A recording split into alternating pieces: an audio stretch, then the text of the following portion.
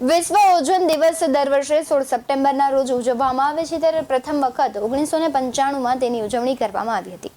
સંયુક્ત રાષ્ટ્ર મહાસભાએ ઓઝોન સ્તરને બચાવવાની જરૂરિયાતની વૈશ્વિક જાગૃતિ લાવવા માટે આ દિવસની ઉજવણી કરી હતી.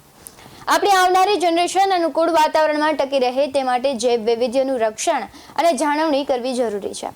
આ દિવસે ઓઝોન સ્તરને કેવી રીતે બચાવી શકાય તે અંગે જાગૃતિલક્ષી કાર્યક્રમનું આયોજન પણ કરવામાં આવે છે. આપણી આવનારી પેઢી માટે ઓઝોનને સુરક્ષિત રાખવું એ આપણી નૈતિક જવાબદારી છે. ત્યારે ચાલો આપણે સૌ એવો સંકલ્પ કરીએ કે હાનિકારક પારજાંબલી કિરણોનું શોષણ કરીને આપણા સૌનું રક્ષણ કરતા ઓઝોન સ્તરને બચાવીશું અને તેના રક્ષણ માટે કટિબદ્ધ થઈશું.